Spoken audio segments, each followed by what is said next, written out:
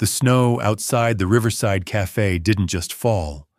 It hunted, swirling like lost time around two frail figures whose hands clutched shabby canes against the relentless Idaho winter.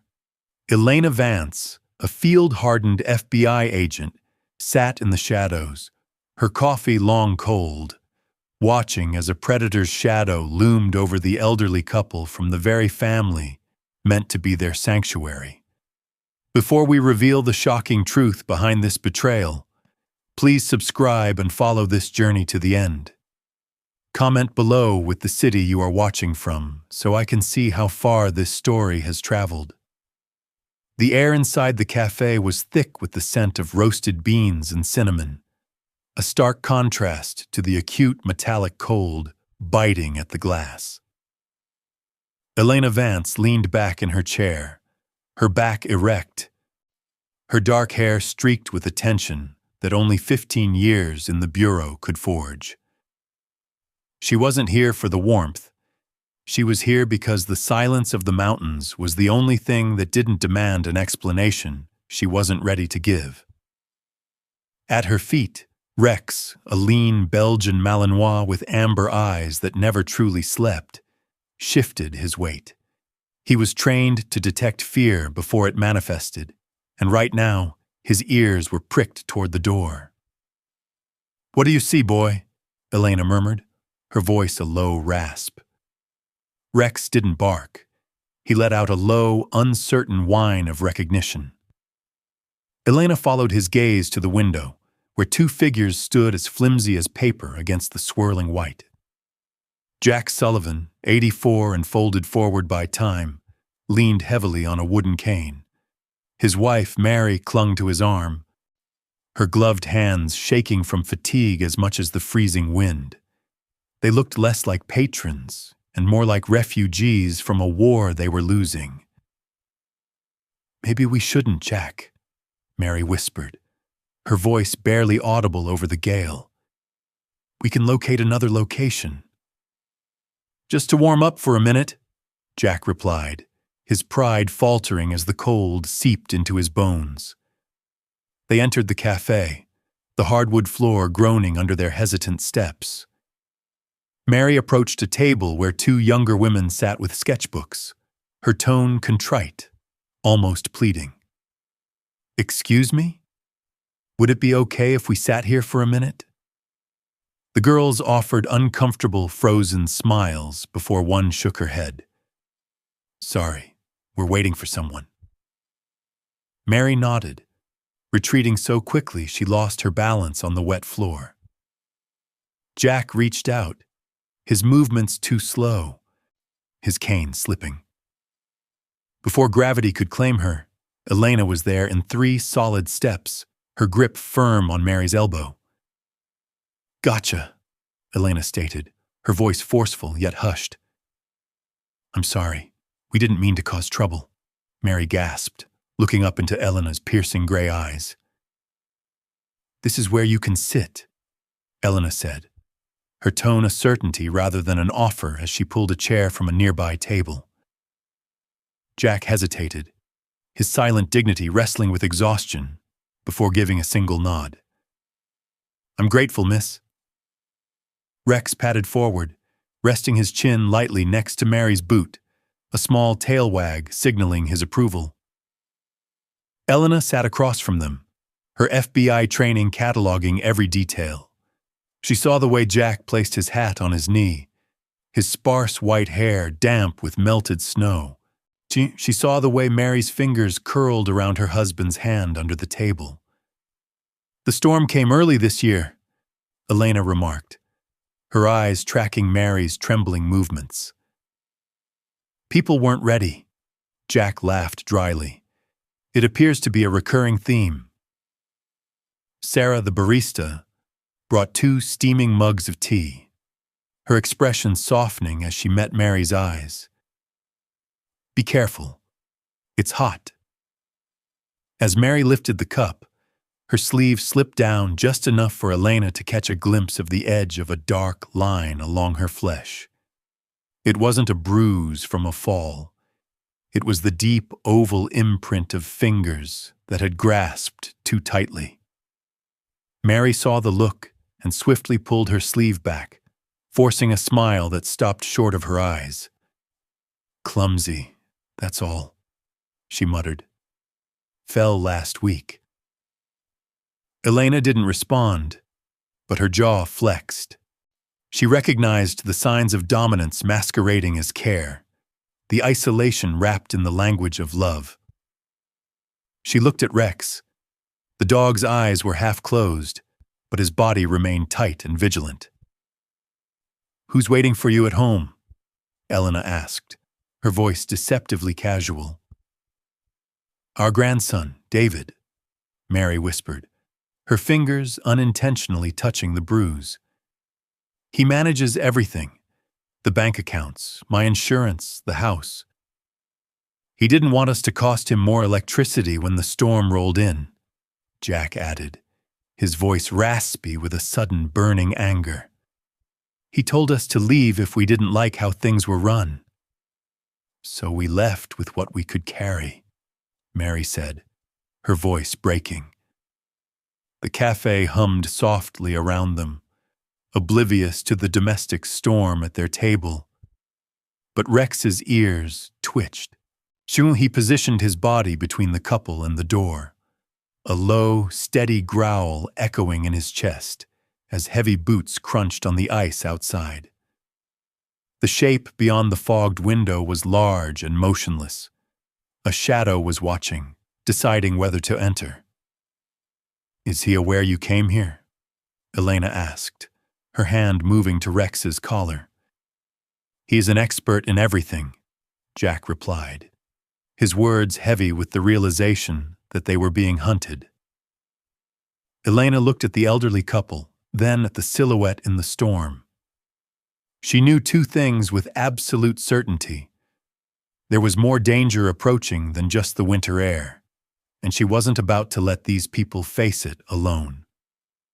Elena set her coffee mug down, feeling the last bit of warmth vanish as her eyes locked onto the large, dark silhouette standing motionless behind the fogged glass.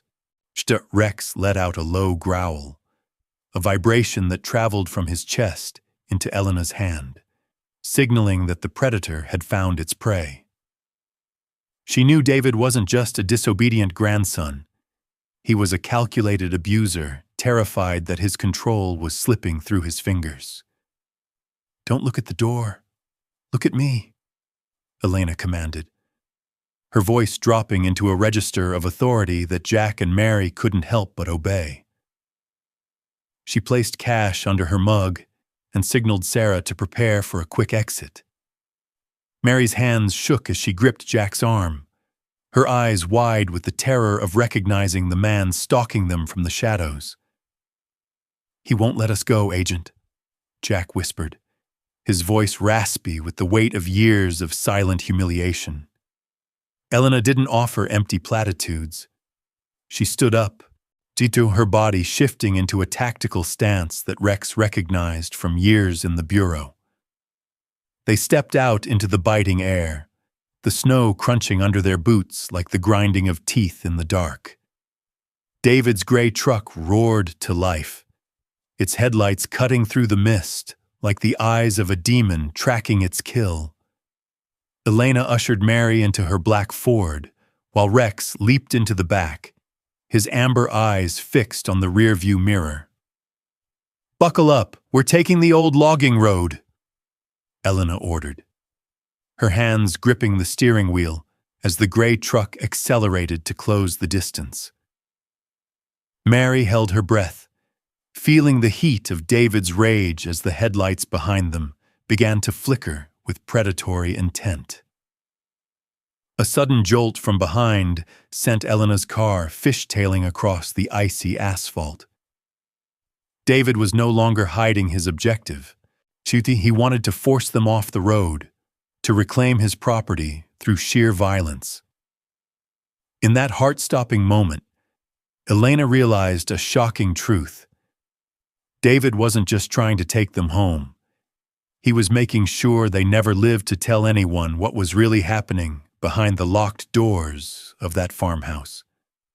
Elena's knuckles turned white as she fought the steering wheel to maintain traction on the unplowed logging road.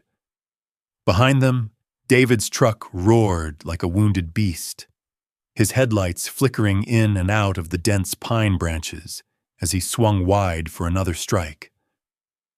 Mary's breath came in ragged, terrified hitches. She reached for Jack's sleeve, her fingers catching on the wool of his father's old sweater. "He's not going to stop, Jack. He's going to kill us all just to keep that house," she whispered, the raw terror in her voice slicing through the hum of the heater. Rex shifted his weight in the back seat, his paws clicking on the leather as he leaned forward, his ears rotating like radar to track the sound of David's engine. The gray truck slammed into their bumper again, the impact jolting Walter's cane against the door and sending a shower of sparks into the swirling snow. Elena's FBI training took over, her mind calculating escape routes and terrain as the road narrowed into a canyon of frozen birch. "Hang on!" she commanded, her voice an inflexible, flat demand that brooked no argument. She slammed on the brakes just as they negotiated a sharp bend, causing David to jerk his steering wheel and slide broadside across the icy road. Tires screamed against the packed snow as the gray truck skidded to a stop yards away, blocking the path entirely. David erupted from his vehicle before the engine even died, his coat flapping in the chilly wind, his face contorted by months of animosity and excessive alcohol. Elena stepped out into the storm, her boots digging into the ice, while Rex leapt down beside her, every hair on his back standing straight in a warning that spoke louder than words. "Give up!" Elena barked, her stance calm but charged like the moments before a lightning strike. David sneered, stepping forward with his hands curled into fists, his bloodshot eyes fixed on the shadows of his grandparents inside the car. "You've got no right taking them.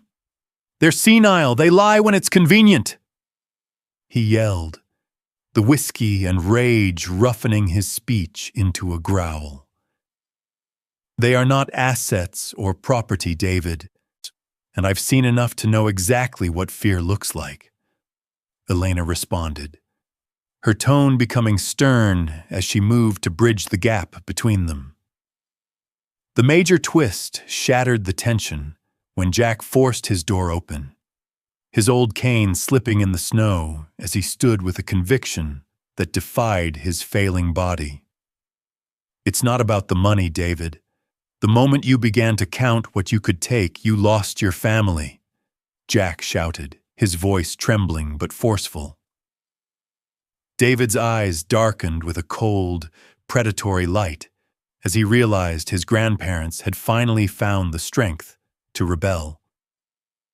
He lunged past Elena, his fingers reaching for Mary's coat as she tried to move away, but Rex reacted with a bark that shattered the stillness of the woods. The dog landed directly between them, fangs bared and hackles raised, producing a resonant, vibrating roar of warning that finally broke the fog of David's rage. "He won't bite unless I tell him to, but I wouldn't test that," Elena muttered, her presence blending with the dog's as she stepped closer to end the confrontation. The storm seemed to hold its breath as David Sullivan backed away from Rex's bared fangs, his boots sliding uselessly on the ice, while the reality of Elena's unflinching gaze finally shattered the fog of his whiskey-fueled rage. "You think you've won because you have a dog and a badge? You have no idea what's already been signed." He spat into the snow, his face contorting into something darker and colder than the wind. "I'll take back what's mine. The house, the money, every cent you think you're saving them from. he hissed before stomping back to his truck and vanishing into the swirling white. Elena didn't let out her breath until the taillights faded like dying coals. She turned to see Mary reaching for Jack's sleeve, her voice barely a whisper against the biting air. "He'll come back, Elena." "He always does," Jack muttered, his knuckles white as he gripped his wooden cane.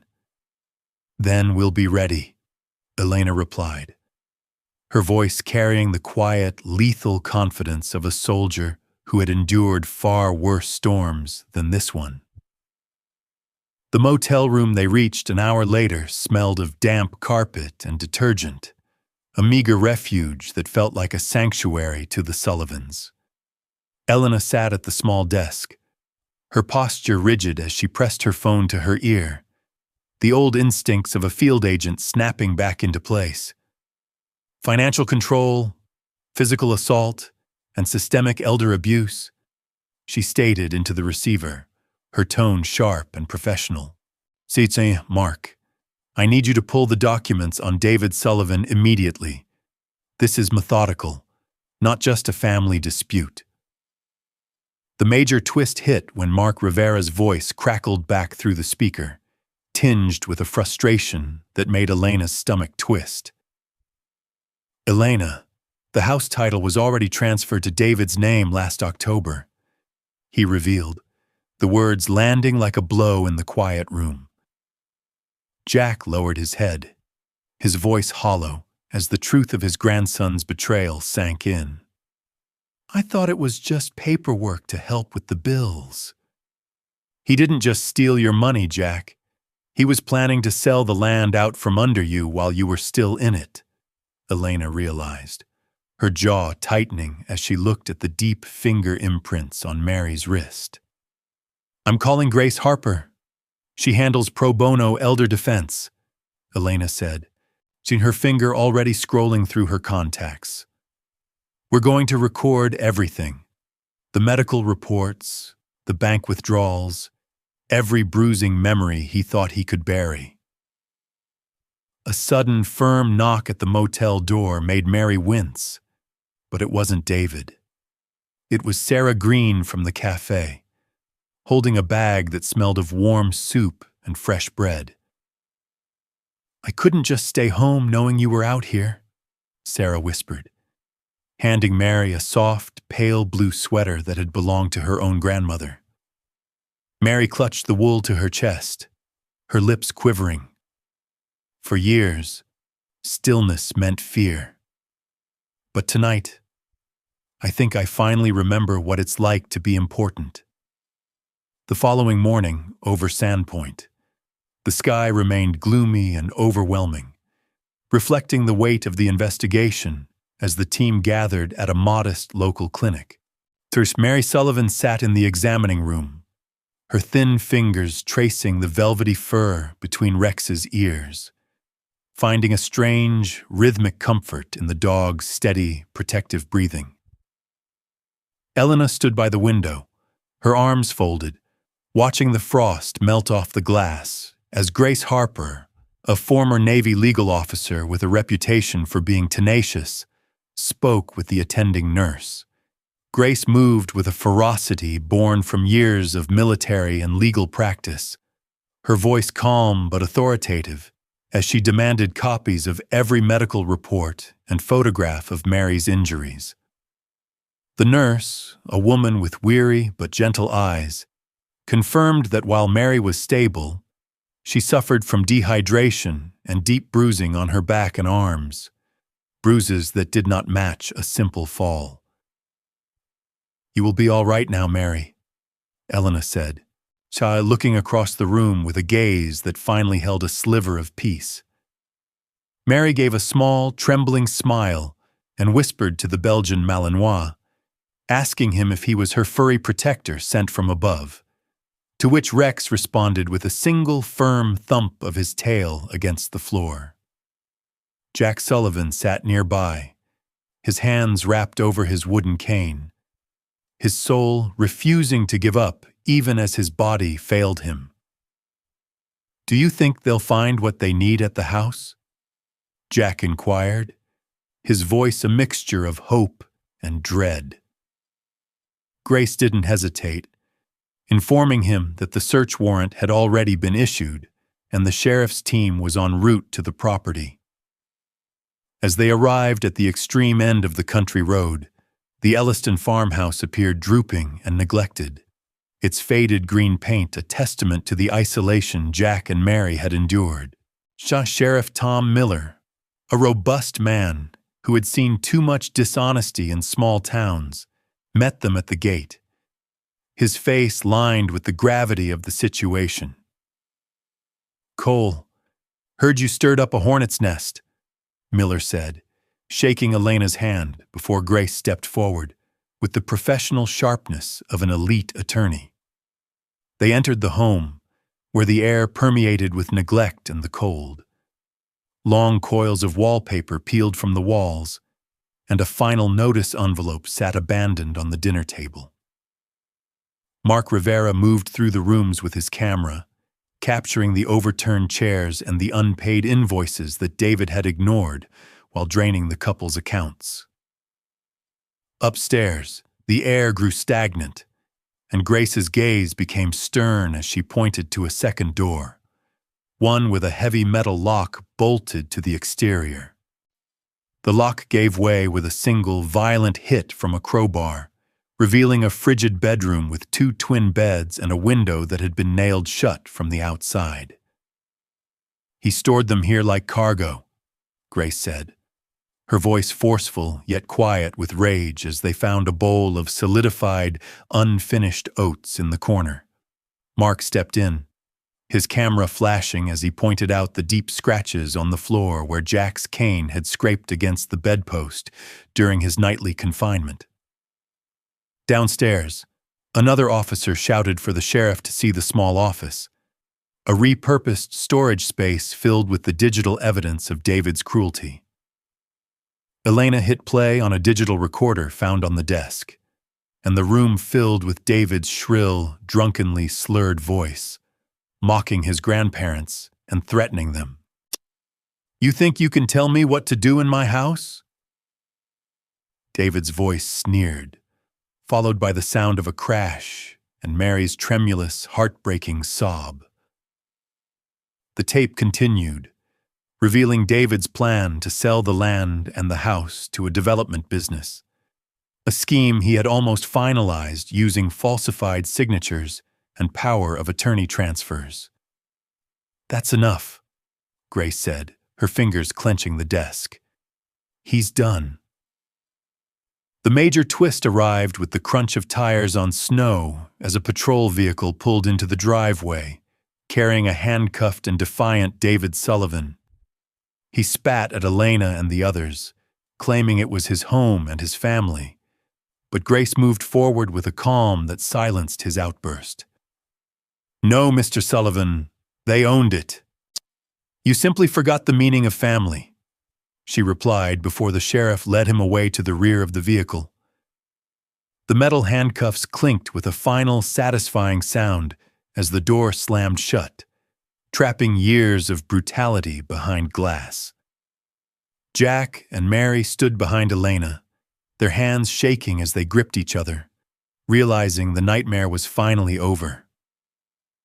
"It's over," Jack muttered, and for the first time in years, Mary felt she could finally breathe as Rex leaned softly into her thigh. Elena watched the patrol car vanish down the road, exhaling a breath she had been holding since she first saw the couple in the cafe. Justice had come slow to clear water, but it had finally arrived, trickling down the gutters like the first melting ribbons of silver winter water.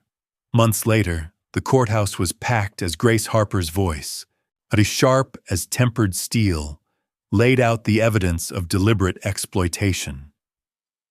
The verdict was a total victory: property restitution, protective care, and a permanent restraining order against David Sullivan. Jack and Mary's home no longer felt like a jail. The windows were open to the fresh spring air, and Elena had personally repaired the floorboards and added railings for safety.